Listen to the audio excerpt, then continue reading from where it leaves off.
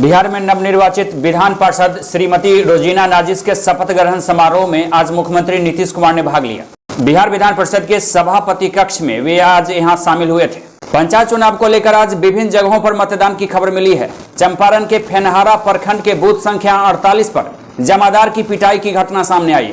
दबंगों ने यहां बोकस मतदान से रोकने पर जमकर पिटाई कर दी।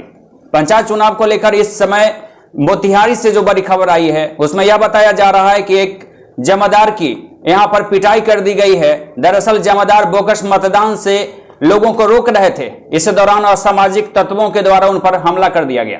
इधर जमुई में मिनी गन फैक्ट्री का पर्दाफाश किया गया है।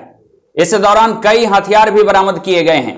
इंजीनियरिंग की वर्कशॉप की आड़ में यहां मिनी गन फैक्ट्री का धंधा चलाया जा रहा था। मुंगेर के रहने वाले दुकान संचालक को पकड़ा गया है। इनके पास से 6 माह से बन रहा था हथियार।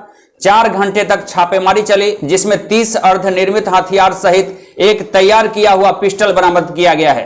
पुलिस सूत्रों से मिल रही जानकारी के अनुसार हथियार बनाने की मशीन को जब्त किया गया है। इस दौरान पुलिस ने कई उपकरण को बरामद किया है।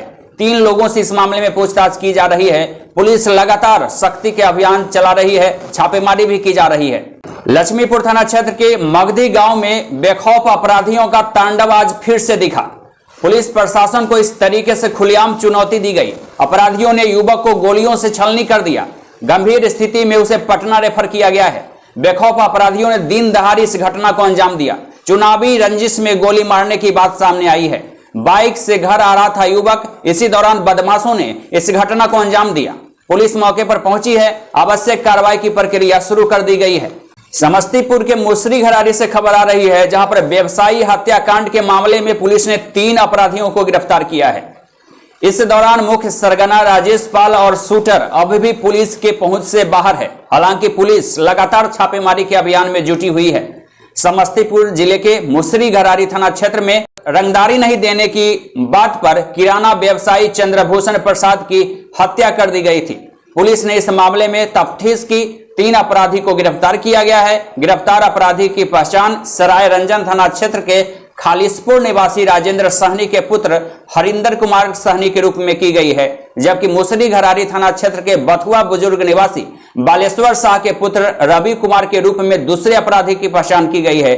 तीसरे अपराधी के रूप में मुसरी घरारी थाना क्षेत्र के बथुआ बुजुर्ग निवासी विनोद चौरसिया के पुत्र राजा चौरसिया के रूप में की गई है। बिहार के भोजपुर के कटारिया पंचायत में वोटरों को एकतरफा मतदान करने का आरोपी रिटर्निंग ऑफिसर को पुलिस ने गिरफ्तार कर लिया है। घटना के बाद इलाके में हड़कंप मच गया। खबर मिल रही है कि रिटर्निंग ऑफिसर ने एक वृद्ध को मतदान कराने के लिए रूम में ले जाकर उस पर दबाव बनाया। इस दौरान लोगों ने हंगामा करना शुरू कर दिया, जिसके बाद पुलिस ने रिटर्निंग ऑफिसर को गिरफ्तार कर लिया। रोहतास में बालू माफियाओं के बाद अब पत्थर माफिया भी बेखौफ होकर प्रशासन पर हमला कर रहे हैं। रोहतास जिला के सासाराम में वन विभाग की टीम पर पत्थर माफियाओं ने हमला कर दिया। रोहतास जिला मुख्यालय सासाराम के मुफस्सिल थाना के अंतर्गत कंचनपुर का यह मामला है, जहां वन विभाग की टीम पर पत्थर माफियाओं के द्वारा हमला कर दिया गया। इधर बिहार के गया में पितृपक्ष की अवधि से बाहर आने पर पिंडदानियों को किसी प्रकार से समस्या नहीं हो, इसके लिए गया नगर निगम पूरी तरीके से गंभीर है। इस मामले में पहल की गई है। यही कारण है कि निगम के जनप्रतिनिधि एवं अधिकारी लगातार जायजा ले रहे हैं और असुविधाओं को त्वरित निदान के तौर पर दूर किया जा रहा है। शिवहर में विधा के निकेतन प्रेप स्कूल नियर निबंधन कार्यालय के पास दिव्यांगों ने अपने सम्मान और अधिकार के लिए आज बैठक किया, एकजुटता का परिचय दिया। कार्यक्रम के मुख्य अतिथि हृदय यादव थे। इन्होंने कहा कि दिव्यांग अधिकार अधिनियम 2016 दिव्यांग जनों के लिए एक हथियार है। सभी को इस हथियार का प्रयोग करना चाहिए। समस्याओं का समाधान करने के लिए एकजुट होने की उन्होंने जरूरत बताई। समस्तीपुर जिले के विभूतिपुर में बैती नदी में जलकुंभी फैले रहने की वजह से शाख मोहन गांव एवं आसपास के इलाकों में नदी का पानी गंदा हो गया है। पानी का रंग काला पड़ गया है। जलकुंभी की वजह से जलीय जानवरों का हमला भी आसपास में तेज हो चुका है। नदी के किनारे के बसावटों के लोगों में जलकुंभी में शरण लिए हुए जलीय जानवरों की इधर उधर भटकने तथा हमलों की आशंका से भय बना हुआ है। A to Z news live की टीम से बातचीत करते हुए यहाँ के लोगों ने बेबाकी से अपनी समस्याओं को बताया। वही जल निकास पर सरकार का कोई ध्यान नहीं है। जलकुंभी चाहे जल निकासी कोई नहीं, सरकार कभी कुछ नहीं पूछती है। जलकुंभी का है यहाँ लगा हुआ है। हर्ष तो नित्यानंद राय जो मंत्री हैं सेंट्रल, लेकिन वो कभी आए जीत गए तो फिर कभी दर्शन नहीं। राज्य भर का भाजपा का अध्यक्ष भी जी। है और मंत्री भी हैं। हाँ, तो इनको यहाँ आने का फुर्सत कहाँ, कभी इसको नहीं देखे, कभी इसको देखे ही नहीं। वोट का बाद आएगा जिसका निदान नहीं हो सका। यूं तो कई जगहों पर लोग मनरेगा योजना से कराए गए कामों की गुणवत्ता पर सवाल खड़ा करते रहते हैं, लेकिन बिहार के समस्तीपुर के ताजपुर में मनरेगा योजना से बनाई गई जल जीवन हरियाली पार्क मनरेगा योजना की सार्थकता को जाहिर करता है।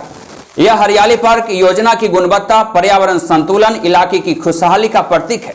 यह समस्तीपुर जिले की शान है। बताया जाता है कि साल 2019 में ताजपुर प्रखंड में बिहार के मुख्यमंत्री नीतीश कुमार के द्वारा जल जीवन हरियाली पार्क का निर्माण कराया गया था। तब खुद मुख्यमंत्री यहां पहुंचे थे और इसका उद्घाटन भी किया था। जितने भी पेड़ पौधा लगा है उसको ढंग से कटिंग करा करके बढ़िया बना रहे हैं। हम अपने जुनून से काम में लगे हुए हैं और सरकार इतना बड़ा संपत्ति हमको दे रखी है, तो इसका निदान करना, हम मर जाएंगे जी। हमरे पीछे बाल बच्चा पोता पोती है, समाज के लोग हैं, वो कहेंगे कि 2 साल निस्वार्थ सेवा करके और मर गया। और यह एक एक पौधा पुकार करेगा जो। अच्छा, पूरे ग्राउंड में कितना पेड़ होगा? लगभग 1500 पौधा होगा। 1500 जी। जल संचयन समिति के एक निगरानी कमेटी के मेंबर हैं। यूं तो तुलसी को लेकर कई तरह की धार्मिक आस्था है। कहा जाता है कि तुलसी का पेड़ कहीं भी उग सकता है और कहीं भी सूख सकता है। इसे शुद्धता, संपूर्णता और समृद्धि का प्रतीक माना जाता है। कई बार घरों के दरवाजों पर लगाई गई तुलसी का सूखना अच्छा नहीं माना जाता है। कई बार ज्यादातर सूखा आदि की चपेट की वजहों से भी तुलसी सूख जाने का दौर शुरू हो जाता है। हाल के वर्षों में कोरोना महामारी के बीच लॉकडाउन के दौरान तेज धूप की वजहों से बिहार के ज्यादातर इलाकों में तुलसी के पौधे सूखने लगे थे। लेकिन बिहार में एक ऐसा भी धार्मिक स्थल है जहां लगाई गई तुलसी का पौधा कभी नहीं सूखता। दरभंगा जिले के जाले प्रखंड के अहियारी गांव में स्थित माता अहिल्या के दरबार का यह स्थल है जहां का तुलसी कभी नहीं सूखता है। A to Z news live की टीम जब दरभंगा जिला क्षेत्र का दौरा किया तो यह अनोखी जानकारी हमें मिली कि जब अहिल्या जी का जब स्थापित हुई थी अहिल्या जी, तभी से यहाँ पे तुलसी कभी सूखता नहीं। उससे पहले सूखता था। हाँ, उससे पहले सूखता था, लेकिन उसके बाद कभी नहीं सूखता। यहाँ से बहुत लोग तुलसी ले भी जाते हैं। बहुत लोग आके जिनका श्रद्धा रोकते भी हैं, लेकिन कुछ लोग होते हैं जो ले भी जाते हैं। यहाँ का तुलसी का भी तुलसी से ही विशेष पूजा होता है। तुलसी यहाँ का कभी सूखता नहीं, कभी इस इलाके का नहीं, इस मंदिर पर जी। बंदरा एवं गायघाट प्रखंड क्षेत्र में पंचायत चुनाव की तैयारी जारी है। यहाँ दोनों प्रखंड क्षेत्र में 24 नवंबर को मतदान कराए जाएंगे। लिहाजा ग्रामीण एवं वोटरों को प्रभावित करने के लिए जनप्रतिनिधियों का कई तरकीब चल रहा है। पिछले 5 सालों तक खोजने के बाद भी अपने घरों पर समय से नहीं मिलने वाले तथा संकट की घड़ी में मदद करने के बदले टाल मटोल करने वाले जनप्रतिनिधि भी इन दिनों सच्चे समाजसेवी एवं जनभक्त होने का संदेश देने में लगे हैं। ऐसे कई जनप्रतिनिधि अब की फिर से निर्वाचित होने के गुरूर में हैं। लिहाजा ऐसे जनप्रतिनिधियों एवं संभावित प्रत्याशियों के द्वारा लोगों को प्रभावित करने का हर हथकंडा अपनाया जा रहा है।